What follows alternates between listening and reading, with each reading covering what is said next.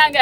உங்களை நம்பிதான் எல்லாரும் ஓட்டு போட்டு தமிழ் மாபெரும் வெற்றியை ஏன் கொடுத்தாங்க? உங்களுக்கு தான் கொடுத்திருக்காங்க அந்த வெற்றியை.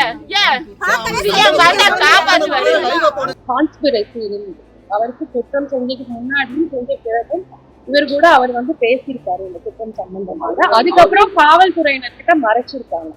குற்றவாளி கார்த்தி சிறுமியை ஆசை வார்த்தை கூறி ஏமாற்றி அழைத்து சென்று பாலியல் வன்கொடுமை செய்து பின்னர் கண்ணம்பாளையம் குளம் அருகில் உள்ள தென்னந்தோட்டத்தில் கொலை செய்ததை ஒப்புக்கொண்டார். கோவையில் நடந்திருக்கிற சம்பவம் யாராலையும் ஏற்றுக்க முடியாது.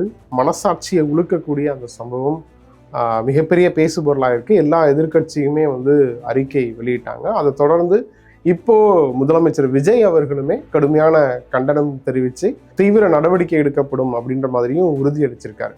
ஸோ இந்த சம்பவம் என்ன நடந்திருக்கு அப்படின்னு பார்த்துக்கிட்டிங்கன்னா, கடந்த வியாழக்கிழமை, அதாவது நேற்றைய முந்தைய தினம் ஈவினிங் சாயங்காலம் டைமில், அதாவது சூலூர் காவல் நிலையம் எல்லைக்குட்பட்ட பகுதியை சேர்ந்த ஒரு தம்பதியோட பெண்ணு தான் அவங்களுக்கு 10 வயசு ஆகுது. அந்த புள்ள அவங்க வீட்டு பக்கத்தில் எங்கேயும் இல்லை, அவங்க வீட்டுக்கு வெளியில் பக்கத்தில் விளையாடிக்கிட்டு இருந்திருக்கு. அப்போது விளையாடிட்டு இருந்திருக்கு. ரொம்ப நேரம் ஆகி வீட்டுக்கு வராததுனால அவங்க அம்மா அப்பா தேட ஆரம்பிக்கிறாங்க. தேடியும் கிடைக்கல, எங்கேயுமே கிடைக்கல. பக்கத்தில் விசாரிக்கிறாங்க, எதிர்த்தாப்புல வீட்டுக்கு போய் செக் பண்ணுறாங்க, ஃப்ரெண்ட்ஸ் வீட்டில் செக் பண்ணுறாங்க, எங்கேயுமே அந்த பிள்ளை இல்லை. ஸோ வியாழக்கிழமை நைட்லேருந்தே இப்போ காவல்துறையினர் அவங்களோட குடும்பத்தினர்னு அந்த பிள்ளைய தேடுற பணி தொடருது. ரொம்ப தீவிரமாக தேடுறாங்க. அடுத்த நாள் காலையில், நேற்று அதாவது வெள்ளிக்கிழமை காலையில் தகவல் கிடைக்கிறது. எங்கே அப்படின்னா, அந்த பிள்ளையோட வீட்டிலேருந்து 2 கிலோமீட்டர் தொலைவில் இருக்கக்கூடிய கண்ணம்பாளையம் குளக்கரையில் அந்த பிள்ளையோட உடல் இருக்கிறதா சொல்லப்படுது. ஸோ உடனே காவல்துறையினர் சம்மந்தப்பட்ட இடத்துக்கு போயிட்டு உடலை மீட்டெடுத்து கோவை இஎஸ்ஐ அரசு மருத்துவமனைக்கு அனுப்பி வைக்கிறாங்க. ஸோ அந்த உடலை பார்த்தவங்க என்ன சொல்கிறாங்க அப்படின்னா, உடலில் அதிகமான காயங்கள் இருக்குது அப்படின்னு சொல்கிறாங்க. ஸோ அதனால இது பாலியல் ரீதியிலான தொந்தரவுக்கு உள்ளாக்கப்பட்டிருக்கலாம் அப்படின்ற சந்தேகம் எழுது. பட் அதோட பிரேத பரிசோதனை முடிவுகள் வந்ததுக்கு அப்புறம் தான் அது உறுதி செய்யப்படும்னு வைங்க. ஸோ இந்த சந்தேகம் எழுந்ததுனால ரொம்ப தீவிரமாக அந்த வழக்கு குறித்து விசாரணையில் இறங்குறாங்க. சிசிடிவிலாம் செக் பண்ணுறாங்க. சிசிடிவியை செக் பண்ணும்போது தான் கார்த்திக் அப்படின்ற நபரோட பைக்கில் போகிற வீடியோ அதில் பதிவாயிருக்கு. ஸோ அந்த கார்த்திக் யாருன்னு பார்த்துக்கிட்டிங்கன்னா, நாகை மாவட்டத்தை பூர்வீகமாக கொண்ட அந்த நபர் கிட்டத்தட்ட அங்கே கோயம்புத்தூரில் 18 வருஷத்துக்கு மேலே அங்கே இருக்காருன்னு வைங்க. அவர் அந்த பிள்ளையோட வீட்டுக்கு பக்கத்து வீட்டை சேர்ந்தவர் தான் அந்த கார்த்திக்கு அந்த பிள்ளையோட அப்பாவும் பழக்கம்தான். ஏதாவது அவரு கூட ஏதாவது தகராறு இருக்கா, முன்விரோதம் இருக்கா, அதனால எதுவும் அந்த பிள்ளைய தூக்கிட்டு போயிட்டானா அப்படின்னு விசாரிச்சா அந்த மாதிரி எதுவும் இல்லை. எந்தவித அந்த கார்த்திக்ன்றவருக்கு மேலே இதுக்கு முன்னாடி ஏதாவது குற்றச்சாட்டுகள் இருக்கா, ஏதாவது கம்ப்ளைண்ட் ரிஜிஸ்டர் இருக்கா அப்படின்னு செக் பண்ணால் அப்படியும் எதுவும் கிடையாது. இதுலேயும் கூடுதலான ட்விஸ்ட் என்ன அப்படின்னா, இந்த விவரங்கள் சிசிடிவி காட்சிகள் கிடைக்கிறது அப்படின்றதே நேற்று மதியத்துக்கு மேலே தான். முந்தா நாள் நைட்லேருந்து அந்த சின்ன பிள்ளைய காணோம் அப்படின்ற பதட்டம் இருக்கு இல்லையா, பதட்டத்தில் அந்த பிள்ளையோட அப்பா அம்மா எல்லாரும் எல்லா பக்கமும் தேடுறாங்க. அப்போது அவங்க அப்பா கூட சேர்ந்து இந்த கார்த்திக் அப்படின்ற நபரும் நடிச்சிருக்கான் தேடுற மாதிரி. எப்படி இருக்கு பாருங்க. இவனே அந்த பிள்ளைய பைக்கில் கூட்டு போயிட்டு சம்பவத்தை பண்ணிட்டு அப்பா கூடயே அப்பாவோட பிள்ளைய தேடுற மாதிரி நடிச்சுக்கிட்டு வந்திருக்கான். ஸோ சிசிடிவி காட்சிகளை தகவல் கிடைச்சதுக்கப்புறம் அவன்தான் உறுதி செஞ்சதுக்கப்புறம் அவனை கூப்பிட்டு விசாரிச்சிருக்காங்க. விசாரணைக்கு அப்புறம் அவங்க எப்படி விசாரிப்பாங்கன்னு உங்களுக்கு தெரியும் இல்லையா, விசாரணைக்கு அப்புறம் அவனே குற்றத்தை ஒத்துருக்கான், நான் தான் பண்ணேன் அப்படின்னு சொல்லிட்டு. அது மட்டும் இல்லை, சூலூர் போலீஸ் ஸ்டேஷன்லாம் அவன்கிட்ட விசாரிக்கும் போது தான் அவன் என்ன சொல்லியிருக்கான், என்னோட ஃப்ரெண்டும் இதுக்கு சப்போர்ட் பண்ணா, ஹெல்ப் பண்ணா அப்படின்னு சொல்லிட்டு மோகன்ராஜ் அப்படின்ற நபரும் இதில் வந்திருக்காரு. அவரையுமே கைது பண்ணியிருக்காங்க. ஸோ இந்த சம்பவத்தில் 2 பேர் இது வரைக்கும் கைது பண்ணியிருக்காங்க. ஸோ இந்த சம்பவத்தை கேள்விப்பட்டு காவல் நிலையம் சூலூர் போலீஸ் ஸ்டேஷனில் இளைஞர்கள் தன்னெழுச்சியாக இளைஞர்கள் பொதுமக்கள் முற்றுகையிட்டு போராட்டம் நடத்தினாங்க. தமிழ்நாட்டு மக்கள் என்ன நினைச்சிருக்கீங்க? பொதுமக்கள் என்ன நினைச்சிருக்கீங்க? பெண்கள் எல்லாரும் இளைச்சவாயிங்க கிடையாது. நாங்கள் எல்லாம் கொந்தளிச்சு போய் கிடக்குறோம். 10 மாசம் கருவுல சுமந்து பேத்த அந்த வழி யாருக்கு தெரியும்? யாருக்கு தெரியும்? எங்க குழந்தைங்களுக்கு ஒண்ணு நடந்துச்சுன்னா விடவே மாட்டான். அதுக்குதான் உங்களை திறமையான ஆளுன்னு சொல்லிட்டு ஆக்சன் ஹீரோன்னு நினைச்சிட்டு உங்களை கொண்டு வந்திருக்கிறோம் நாங்க. நீங்க படத்துல காமிக்கிற மாதிரி எல்லாம் இங்க காமிக்கணும். அதுக்குதான் எங்களுக்கு நீதி வேணும், நீதி வேணும். நீதி இல்லைன்னா கோயம்புத்தூர்ல இப்ப சாயந்தரம் 4 மணிக்கு போராட்டம் பண்ணுவோம். உங்களை நம்பிதான் எல்லாரும் ஓட்டு போட்டு தமிழ் மாபெரும் வெற்றியை மாபெரும் தமிழ்நாட்டு முழுவதும் மாபெரும் வெற்றியை கொடுத்திருக்காங்க. ஏன் கொடுத்தாங்க? உங்களுக்கு தான் கொடுத்திருக்காங்க அந்த வெற்றியை. ஏன் சிஎம் வந்தா நேத்து ஈவினிங்ல இருந்து கிட்டத்தட்ட இன்னைக்கு காலையில மார்னிங் விடியற்கால 5 மணி வரைக்குமே போராட்டம் நடந்திருக்கு. இந்த இடைப்பட்ட நேரத்துல வந்து தாவைக்கா எம்எல்ஏ, சூலூர் தொகுதி எம்எல்ஏ வந்து பேச்சுவார்த்தை நடத்தியிருக்காரு. காவல்துறை உயர் அதிகாரிகள்லாம் வந்து பேச்சுவார்த்தை நடத்திருக்காங்க. அந்த காட்சிகள்லாம் வெளியாயிருக்கு. எம்எல்ஏ சுகுமார் வந்து பேசும்போதெல்லாம் வந்து என்ன சொல்றாரு அப்படின்னா, நான் காலையில 7 மணிக்கு மறுபடியும் நான் வந்து ப்ரெஸ் பீப்புளை சந்திச்சு சில விஷயங்களை ஷேர் பண்றேன். அதாவது இந்த கேஸ்ல குற்றவாளிக்கு கொடுக்கப்படக்கூடிய தண்டனை வந்து தமிழ்நாட்டில் இந்த மாதிரி இதுக்கப்புறம் ஒரு சம்பவம் நடக்காம இருக்கிறதுக்கான ஒரு முன்னுதாரணமான தண்டனையா இருக்கும் அப்படின்னு சொல்றாரு. அதுக்கு நான் உறுதி அளிக்கிறேன் அப்படின்னு பேச்சுவார்த்தை நடத்தின வீடியோக்கள்லாம் வெளியாச்சு. பட் இருந்தாலுமே போராட்டம் தொடர்ந்துகிட்டே தான் இருந்துச்சு.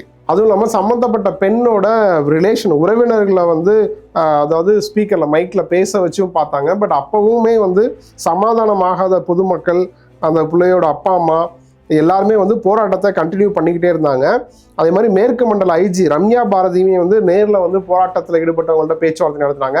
இது எல்லாமே காட்சிகளாக நீங்கள் பார்க்க முடியும். ஸோ இது எல்லாம் பேச்சுவார்த்தை நடத்தியும் அவங்க கலைஞ்சு போக மறுத்துட்டாங்க. அதாவது அந்த சம்மந்தப்பட்ட குற்றவாளியை எங்கள் கண்ணு முன்னாடி கொண்டு வாங்க, இம்மீடியட்டாக தண்டனை கொடுக்கணும், அப்படி பண்ணாமல் நாங்கள் வந்து எங்கள் பிள்ளையோட உடலை வாங்க மாட்டோம் அப்படின்னு மறுத்து போராட்டம் பண்ணாங்க. பலகட்ட பேச்சுவார்த்தைக்கு அப்புறம் உறுதியான வாக்குறுதி அளித்ததுக்கு அப்புறம் இன்னைக்கு காலையில் கிட்டத்தட்ட 5:20 வரைக்குமே இந்த போராட்டம் வந்து முடிவுக்கு வந்திருக்கு. அங்கேருந்து கலைஞ்சு போயிட்டாங்க. இப்போ பிரேத பரிசோதனை, அதாவது உடல் கூராய்வு முடிஞ்சு அந்த பிள்ளையோட உடல் வந்து அவங்களோட பெற்றோர்கள்ட்ட கொடுக்கப்பட்டிருக்கு. உடலை சொந்த ஊரில் போயிட்டு இறுதி சடங்கு அவங்க ஏற்பாடு பண்ணுறாங்க. அங்கே இறுதி சடங்கு நடக்கிறதுக்கான வேலைகள் நடந்துகிட்டு இருக்குன்னு வைங்க. இப்போ சிஎம் விஜய் அவர்களுமே வந்து அறிக்கை வெளியிட்டிருக்காங்க. இது ரிலேட்டடாக மிக நீண்ட அறிக்கையை வெளியிட்டிருக்காங்க. கூடுதலாக சம்பந்தப்பட்ட உயர் அதிகாரிகளுமே பத்திரிகையாளர்கள் சந்திச்சு இந்த சம்பவத்தோட பின்னணி குறித்து, கைது செய்யப்பட்டவங்களோட பின்னணி குறித்து பேட்டியாவுமே விளக்கம் கொடுத்திருந்தாங்க. கடந்த 21/5/2026 அன்று இரவு சுமார் 8:30 மணி அளவில் கோவை மாவட்ட சூலூர் காவல் நிலைய எல்லைக்குட்பட்ட பள்ளப்பாளையம் பாரதிபுரம் அருணகிரிநாதர் வீட்டில் வெளியே விளையாடி கொண்டிருந்த 10 வயது சிறுமி மாலை சுமார் 5 மணி அளவில் காணாமல் போனதாக காவல் அவசர உதவி எண் 100 மூலம் தகவல் கிடைக்கப்பெற்றது. தகவல் கிடைத்தவுடன் காவல்துறையினர் உடனடியாக சம்பவ இடத்திற்கு சென்று விசாரணை மேற்கொண்டு புகார் பெற்று அதே இரவு சுமார் 10 மணி அளவில் குழந்தை காணாமல் போனது தொடர்பாக வழக்கு பதிவு செய்யப்பட்டது. இதனைத் தொடர்ந்து கருமத்தம்பட்டி உட்கோட்ட துணை காவல் கண்காணிப்பாளர் மேற்பார்வையில் 5 தனிப்படைகள் அமைக்கப்பட்டு காணாமல் போன சிறுமியை தேடும் பணி தீவிரப்படுத்தப்பட்டது. விசாரணையின் போது சிசிடிவி காட்சிகள் மற்றும் தொழில்நுட்ப ஆதாரங்கள் ஆய்வு செய்யப்பட்டதில் நாகப்பட்டினத்தை சேர்ந்த கார்த்தி, வயது 33, தகப்பன் பெயர் காசிநாதன். இவர் சிறுமியின் குடும்பத்திற்கு பழக்கமான அண்டை வீட்டில் வசிப்பவர். இவர் சிறுமியை அழைத்து சென்றதை உறுதி செய்யப்பட்டது. இதனைத் தொடர்ந்து கண்ணம்பாளையம் பகுதியில் உள்ள மரியா ரோஸ் கார்டன் அடுக்குமாடி குடியிருப்பில் முதல் மாடியில் பதுங்கி இருந்த குற்றவாளி கார்த்தியை காவல்துறையினர் சுற்றி வளைத்தனர். அப்போது காவல்துறையினரிடமிருந்து தப்பிக்க முயன்ற அவர் மேல் மாடியில் இருந்து குதித்ததில் அவருக்கு வலது கை மற்றும் வலது காலில் முறிவு ஏற்பட்டது. பின்னர் அவர் கைது செய்யப்பட்டார். விசாரணையில் குற்றவாளி கார்த்தி சிறுமியை ஆசை வார்த்தை கூறி ஏமாற்றி அழைத்து சென்று பாலியல் வன்கொடுமை செய்து பின்னர் கண்ணம்பாளையம் குளம் அருகில் உள்ள தென்னந்தோட்டத்தில் கொலை செய்ததை ஒப்புக்கொண்டார். மேலும் நடைபெற்ற விசாரணையில் பாரதிபுரம் பள்ளப்பாளையத்தை சேர்ந்த மோகன், வயது 30, தகப்பன் பெயர் ராமசாமி என்பவர் முக்கிய குற்றவாளிக்கு உறுதுணையாக இருந்தது தெரிய வந்தது. இதனை அடுத்து அவர் கைது செய்யப்பட்டு நீதிமன்ற காவலுக்கு அனுப்பப்பட்டார். கைது செய்யப்பட்ட கார்த்தி தற்போது கோவை அரசு மருத்துவக் கல்லூரி மருத்துவமனையில் சிகிச்சை பெற்று வருகிறார். இவ்வழக்கு சிறுமி மீதான பாலியல் வன்கொடுமை தொடர்புடையது என்பதால் வழக்கில் போக்சோ சட்ட பிரிவுகளின் கீழ் அவர்கள் மீது கடுமையான நடவடிக்கை எடுக்கப்படும். முதல் தகவல் கிடைத்தவுடன் காவல்துறையினர் மேற்கொண்ட துரிதமான நடவடிக்கை மற்றும் காவல்துறையினர் தயார் நிலை காரணமாக 24 மணி நேரத்திற்குள் வழக்கு கண்டறியப்பட்டு வழக்கின் குற்றவாளிகள் கைது செய்யப்பட்டுள்ளனர். மேலும் பாதிக்கப்பட்ட குடும்பத்திற்கு விரைவாக அரசின் தரப்பு நிவாரண உதவி தொகை கிடைக்க எல்லா நடவடிக்கைகளும் மேற்கொள்ளப்பட்டு வருகின்றன.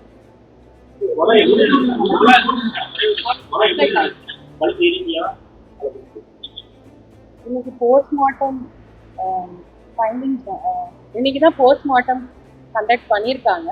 ஸோ போஸ்ட்மார்ட்டமோட ரிப்போர்ட் வந்த பிறகுதான் அது வந்து ஈஸியாக சொல்லித்தரும். யாராவது ஒருத்தர்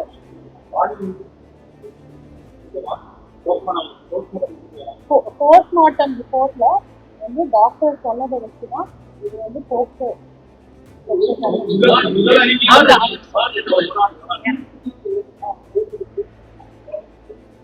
ஏறத்தாழ அதாவது ஃபர்ஸ்ட் இன்ஃபர்மேஷன் கிடைச்சதுல இருந்து எஃப்ஐஆர் உடனே போட்டோம் எந்த ஒரு டைமும் இல்லாம எப்படியாவது அந்த குழந்தைய சீக்கிரம் கண்டுபிடிச்சு கொடுக்கணுன்ற நோக்கத்துல இரவு முழுக்க வந்து கிட்டத்தட்ட 200-250 சிசிடிவி கேமராஸ் வந்து அவங்களோட ஸ்பெஷல் டீம்ஸ் அவங்க சொன்ன மாதிரி அந்த ஸ்பெஷல் டீம்ஸ் வந்து கண்டினியூஸா அனலைஸ் பண்ணி உடனடியாக ஒரு முக்கியமான க்ளூஸ் வந்து எங்களால எடுக்க முடியும்.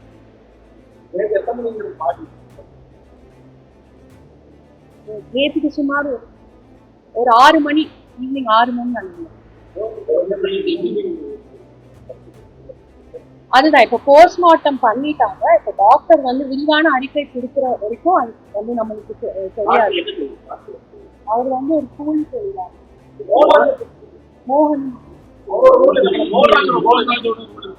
மோகன்ராஜ் வந்து கார்த்தியோட மிக நெருங்கிய நண்பர். அவருக்கு வந்து இந்த குற்றம் இவர் செஞ்சது வந்து அவருக்கான ஒரு கான்ஸ்பிரசி இருந்தது. அவருக்கு குற்றம் செஞ்சதுக்கு முன்னாடியும் செஞ்ச பிறகும் இவர் கூட அவர் வந்து பேசியிருக்காரு இந்த குற்றம் சம்பந்தமாக. அதுக்கப்புறம் காவல்துறையினர்கிட்ட மறைச்சிருக்காங்க, விசாரிச்சிருக்காங்க. அவர் மீது கான்ஸ்பிரசி, கிரிமினல் கான்ஸ்பிரசி செக்ஷன்ஸ் எல்லாம் உங்களுக்கு டீடைல்டா எங்களோட பிரஸ் நோட்ல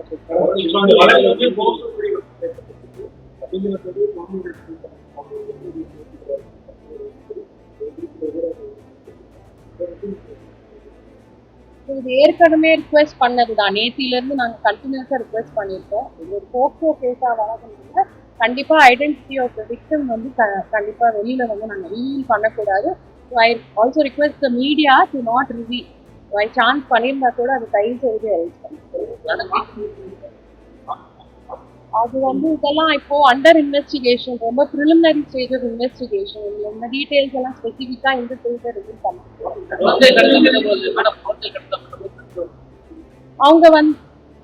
அவர் அந்த குழந்தையோட அப்பா வந்து வேலைக்கு போயிருந்தாரு. குழந்தையோட அம்மா வீட்லயே தான் இருந்தாங்க. குழந்தை வாசல்ல விளையாடிட்டு இல்ல சும்மா கூப்பிட்டு ஏற்கனவே பக்கத்து வீடுன்றனால அவங்க வந்து ஒரு பழக்கத்துல தான் கூட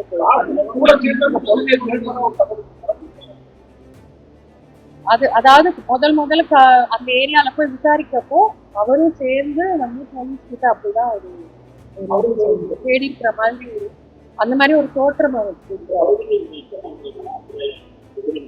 அவங்க விக்டம் சைட்ல இருந்து அந்த பகுதிக்கு ஒரு 20-25 நாள் முன்னாடி தான்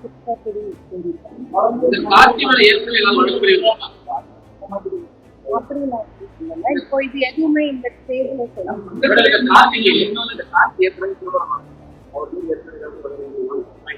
இல்ல. இது வரைக்கும் நாங்க பார்த்ததுல பழைய வழக்குகள் இல்லை. அதுவும் இன்னும் கண்டினியூஸ்லி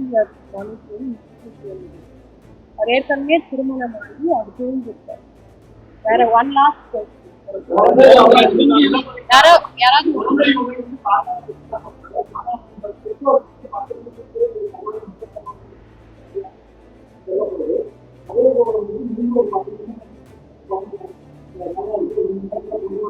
அப்படிலாம் இல்ல, அப்படிலாம் எதுவும் கிடையாது. தவறா பரப்பிருக்காங்க. இல்ல நம்ம வந்து இது ஒரு நாள் கூட கிடையாது.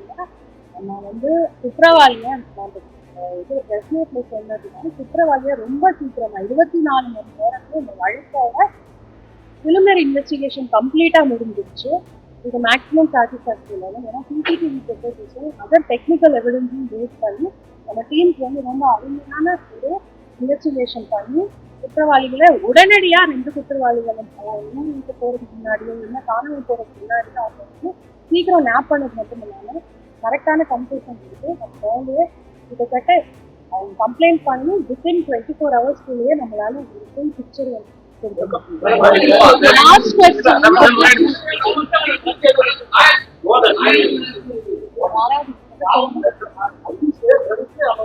எதுவும் கிடையாது.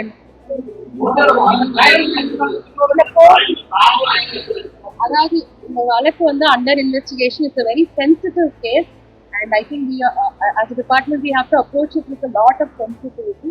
அதனால இதுக்கு மேல எங்களால டீடைல்ஸ் கொடுக்க முடியாது. Just in the interest of justice.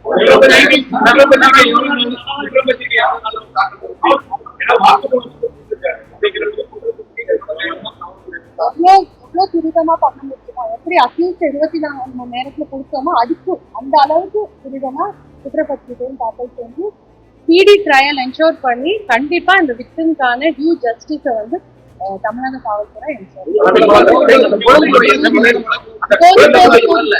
போதுங்க. நம்ம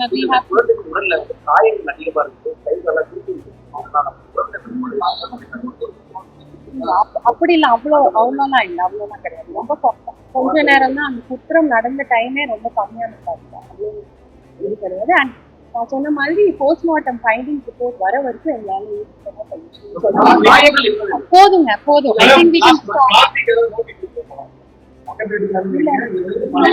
எல்லாமே அண்டர் இன்வெஸ்டிகேஷன் தான். Not completed or investigation. It is only 1 day old case. We have not completed.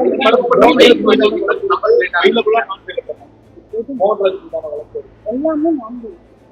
So இந்த சம்பவம் தொடர்பாக டிஜிபி சந்தீப் ராய் ரத்தோருமே வந்து சம்பவ இடத்துக்கு நேரில் போய் ஆய்வு செஞ்சுருக்காரு. ஸோ அதை தொடர்ந்து தான் பத்திரிகையாளர்களை சந்தித்து விளக்கம் கொடுத்தாங்க. ஸோ இப்போ வரைக்கும் கோவை சம்பவத்தோட பின்னணி இதுதான். இது வரைக்கும் இதுதான் நடந்திருக்கு.